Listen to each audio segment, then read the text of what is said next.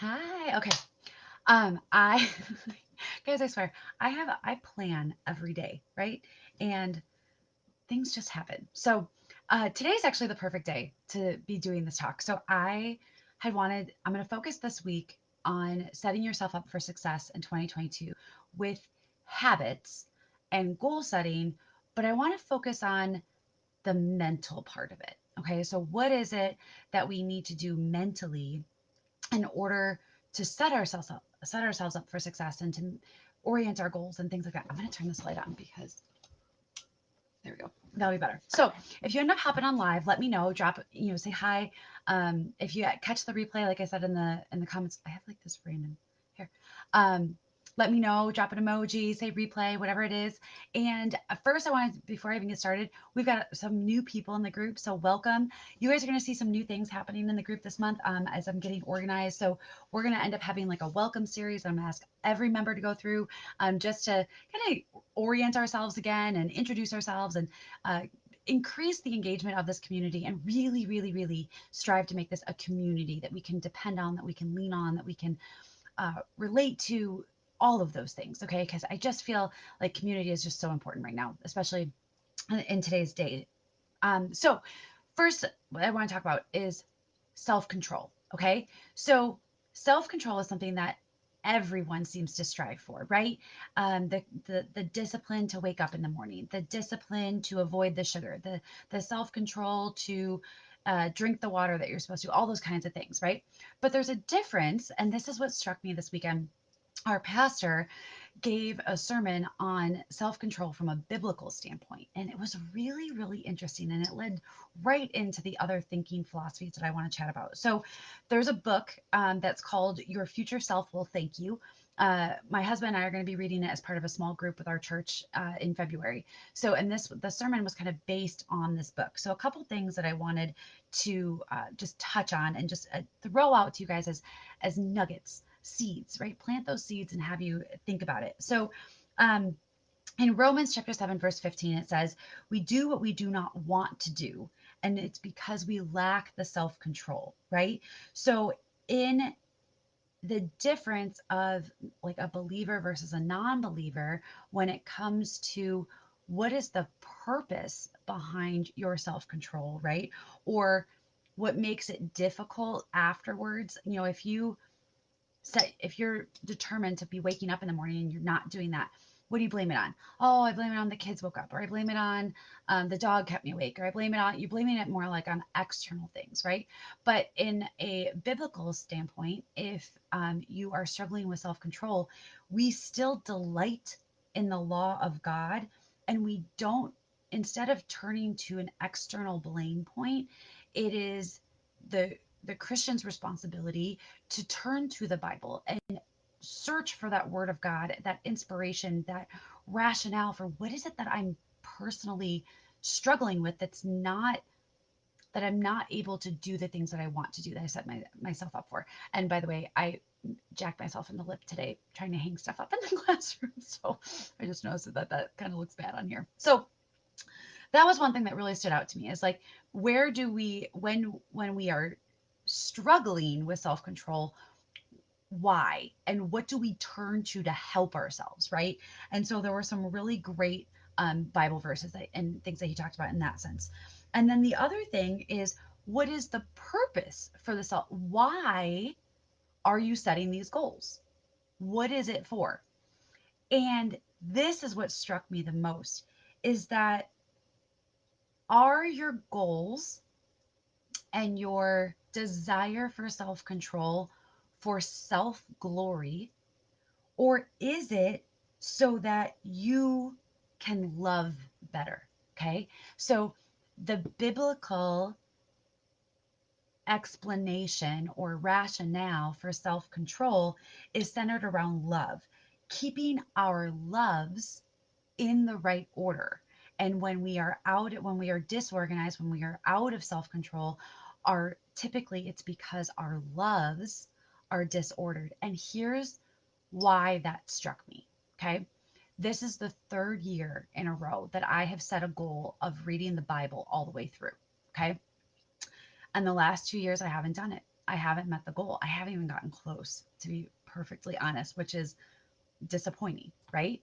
And I was blaming external things, moving and surgery, and life got busy, and I'm homeschooling, and all of these things. But what it really came down to is that I was prioritizing, I was putting other loves first before the time I took to spend with the Bible, before the time I took to spend with my Bible study, before the time I took for my prayer and my devotional, right? So my loves were out of order. And that is why I have not achieved that particular goal. So, and even I love to work out, right? And exercise is very important to me just from a health standpoint and a stress standpoint. So my morning routine was always, I'm going to work out first, and then I'll do my reading and my Bible and all that.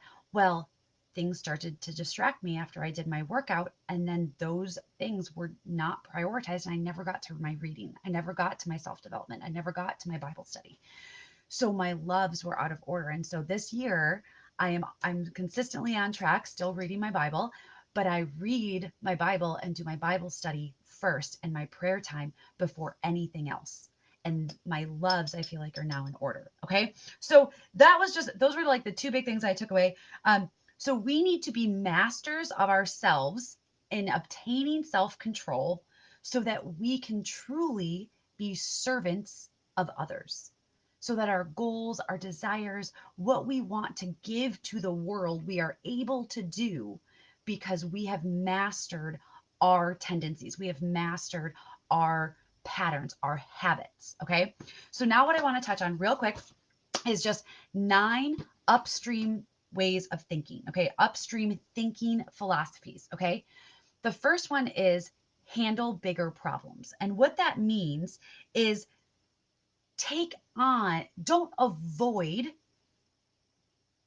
like, and I don't want to say controversy, but if something is a challenge, right? If there's something that you've wanted to do, you've wanted to help others in a certain way, you've wanted to give to your community, take that on no matter how big or small it is, but do the hard things. Okay. That was the first one. The other one was take ownership of all of it.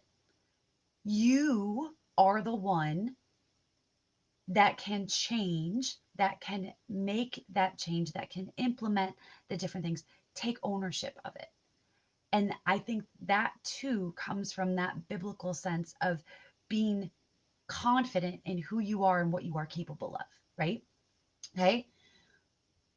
Pay attention to who you learn from, who you listen to, and who you will be persuaded by in 2022. And I know that first and foremost, I want what's going into my brain and into my ears is the word of God, is the word of Jesus. And then the people I surround myself with, I want to be like minded as well in that sense. And that's a big part of this community that we're building here together, right? So pay attention to who you learn from, who you listen to, and who you are following. And that includes, especially these days, on social media. Who is it that you are putting in front of you each time you open your apps, right? Serve greater, listen more, and love more. And I think that talks directly to what the biblical component of it is too, right? Become masters of ourselves so we can serve more, we can listen better because we are in control of our thoughts and our actions and our feelings. And that will allow us to love better and love more, because our loves are in order, right? Okay. Be brave, be bold, and be courageous. Okay. And my favorite quote of this, and I want to make sure that I am saying this correctly, so I'm going to open this again, is from Second Timothy. And it says, oh gosh, I'm going to pull it up real quick. Hold on.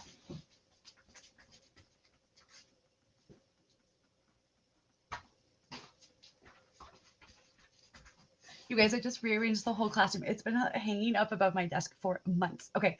Second Timothy chapter 1, verse 7. For God has not given us a spirit of fear, but of power and love and of sound mind. Okay. So be brave, be bold, and be courageous to do those hard things so you can serve more and love more. Okay.